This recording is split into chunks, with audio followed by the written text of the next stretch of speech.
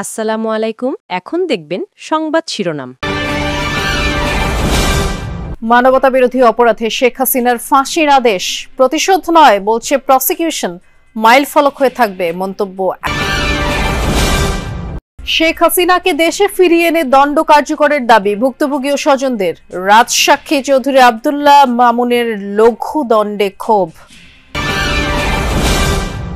ফ্যাসিস্টদের জন্য শিক্ষা হয়ে থাকবে এই রায়, অভিমত রাজনৈতিক নেতাদের। বিভিন্ন স্থানে আনন্দ মিছিল, মিষ্টি বিতরণ। রাজনৈতিক নেতার সর্বোচ্চ আসন থেকে ফাঁসির দণ্ড, একজন শেখ হাসিনা হয়ে উঠেছিলেন স্বৈরাচারের প্রতীক। এতক্ষণ দেখছিলেন সংবাদ শিরোনাম, এখন দেখবেন বিস্তারিত। জুলাই গণহত্যা ও মানবতাবিরোধী অপরাধ মামলায় শেখ হাসিনাকে ফাঁসির আদেশ দিলেন আন্তর্জাতিক অপরাধ ট্রাইব্যুনাল। একই অপরাধে আসাদুজ্জামান খানকেও মৃত্যুদণ্ডের আদেশ দেওয়া হয়। রায়ে শেখ হাসিনা ও আসাদুজ্জামান খান কামালের সম্পত্তি বাজেয়াপ্ত করে শহীদ পরিবার ও আহতদের প্রদানে সরকারকে নির্দেশ দেওয়া হয়েছে। অপর আসামি চৌধুরী আব্দুল্লাহ আল মামুন রাজসাক্ষী হওয়ায় তার সাজা কমিয়ে দেয়া হয়েছে 5 বছরের কারাদণ্ড। ট্রাইব্যুনাল একের চেয়ারম্যান বিচারপতি মোহাম্মদ গোলাম মর্তুজা মজুমদার এই রায় ঘোষণা করেন। রায় বলা হয়, চৌধুরী মামুনের অপরাধ সর্বোচ্চ সাজার যোগ্য, তবে রাজসাক্ষী হয়ে মামলায় গুরুত্বপূর্ণ তথ্য প্রদান করায় তার সাজা কমিয়ে 5 বছরের জেল দেওয়া হয়েছে। ট্রাইব্যুনালের রায়ে শেখ হাসিনার 3টি মানবতাবিরোধী অভিযোগের প্রমাণ পাওয়ার কথা বলা হয়েছে। চাংখারপুলের 6 জনকে হত্যা, আশুলিয়ায় 6 জনকে পুড়িয়ে মারার ঘটনায় শেখ হাসিনার নির্দেশ প্রমাণিত হওয়ায় তাকে ফাঁসির দণ্ডাদেশ দেওয়া হয়েছে। এছাড়া আন্দোলন দমাতে আন্দোলনকারীদের ড্রোন দিয়ে চিহ্নিত করে হেলিকপ্টার থেকে গুলি করার নির্দেশের অভিযোগে আমৃত্যু কারাদণ্ড দেওয়া হয়েছে। এর আগে 453 পৃষ্ঠার রায়ে ট্রাইব্যুনালের মামলার পক্ষে বিপক্ষের যুক্তিতর্ক, বিভিন্ন তথ্য প্রমাণের বিবরণ দেওয়া হয়। বিচারকাজ চলার সময় অডিও, ভিডিও সহ যেসব তথ্যউপাত্ত ট্রাইব্যুনালে উপস্থাপন করা হয়েছে বর্ণনা দেওয়া হয় সেগুলোরও। ঘটনার শিকার ও সাক্ষীরা কি বলেছেন দেওয়া হয় সেই বর্ণনাও। ট্রাইব্যুনালে জুলাই গণ অভ্যুত্থান চলাকালে বিভিন্ন ভিডিওতে পাওয়া শেখ হাসিনার মানবতাবিরোধী অপরাধের তথ্য প্রমাণের বিবরণ তুলে ধরা হয়। ঢাকার যাত্রাবাড়ি, রামপুরা, বাড্ডা, সাফার, আশুলিয়া, রংপুর সহ বিভিন্ন স্থানে যেভাবে প্রাণঘাতী অস্ত্র ব্যবহার করে আন্দোলনকারীদের হত্যা করা হয়েছে সেগুলোর ভিডিও, তথ্য প্রমাণের বিবরণ দেওয়া হয়। এর আগে আন্দোলনের সময় মানবাধিকার লঙ্ঘন নিয়ে বিভিন্ন আন্তর্জাতিক সংস্থার প্রকাশিত রিপোর্টের বিভিন্ন অংশ পড়ে শোনানো হয়।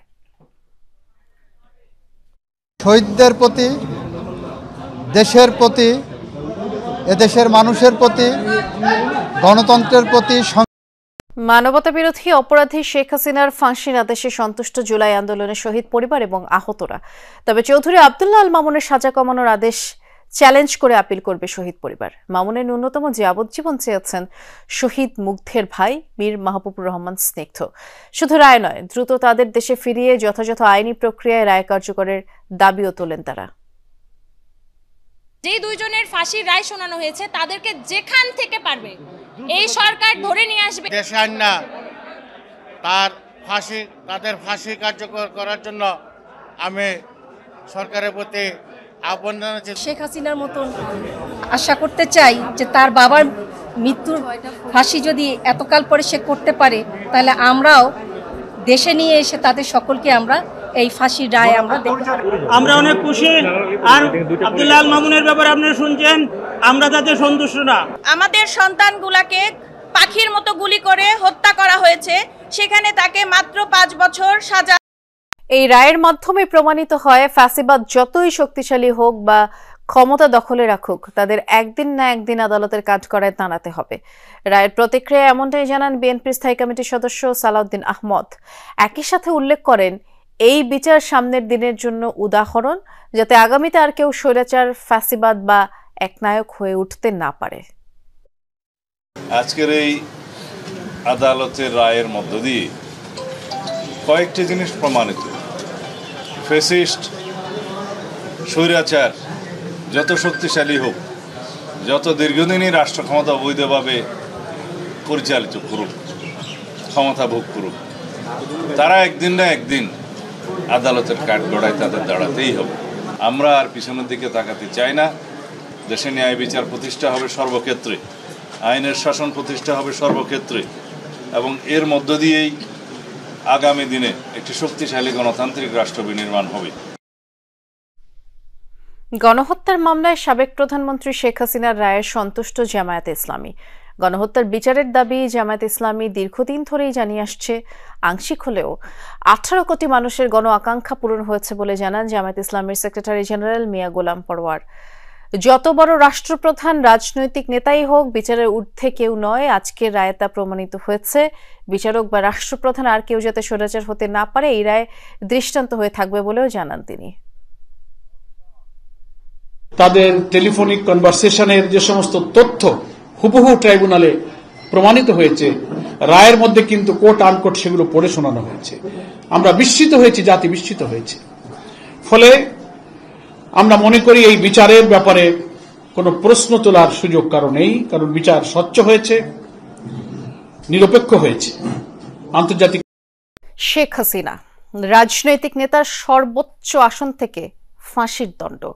আন্তর্জাতিক সংবাদ মাধ্যম বিবিসির ভাষ্য হচ্ছে, এই রায়ের ফলে তার রাজনীতিতে ফেরা, এমনকি নিকট ভবিষ্যতে দেশে ফেরার সুযোগও কমে গেল উল্লেখযোগ্যভাবে।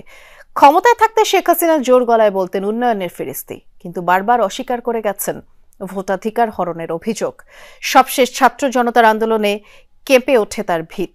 রাষ্ট্রীয় বাহিনীর সর্বোচ্চ অপব্যবহার আর গুম খুনের অভিযোগ মাথায় নিয়ে দেশ ছেড়ে পালিয়ে যেতে হয় তাকে। আর ওই ধারাবাহিকতায় আজ এলো ফাঁসির দণ্ডের রায়। অনেকের কাছে স্বৈরাচারের প্রতীক শেখ হাসিনা, কারো ভাষায় ফ্যাসিস্ট, আবার সমর্থকদের কাছে তিনি উন্নয়নের কর্ণধার। 24-এর 5 আগস্ট ছাত্র জনতার আন্দোলনের মুখে পালিয়ে যাওয়ার আগ পর্যন্ত তার প্রতাপ দুর্দণ্ড। 1-2 বছরে তৈরি হয়নি এ অবস্থা।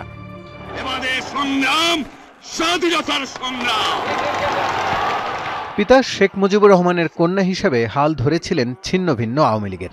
সভাপতি হিসেবে নেতৃত্বে আসেন 1981 সালে। এর আগে 75-এর 15ই আগস্টের নৃশংসতার পর 6 বছর কেটেছে অনেকটা নির্বাসনে। ধীরে ধীরে জনপ্রিয় হন কর্মী ও সমর্থকদের কাছে। এরশাদ বিরোধী আন্দোলনে ছিল জোরালো অবস্থান। 91-এর সংসদ নির্বাচনে দল হেরে গেলেও ফল ঘরে তোলেন 96-এর ভোটে। প্রধানমন্ত্রী নির্বাচিত হন প্রথমবার। 1 মেয়াদ পর 2008 সালে নিরঙ্কুশ জয় পেয়ে আবারও ক্ষমতায় আসেন শেখ হাসিনা। 200-র বেশি আসন অসীম ক্ষমতাধর করে তোলে আওয়ামী লীগকে। সংবিধানে কাটাছেঁড়া আর বলয় তৈরি করে ক্ষেত্র তৈরি করেন দীর্ঘমেয়াদে থাকার। সময়ের সঙ্গে সঙ্গে রাষ্ট্র হয়ে ওঠে প্রধানমন্ত্রী তথা শেখ হাসিনা কেন্দ্রিক। আওয়ামী লীগ কখনো পালায় না, আওয়ামী লীগ জনগণকে নিয়ে কাজ করে। 2014, 18 ও 24 সালে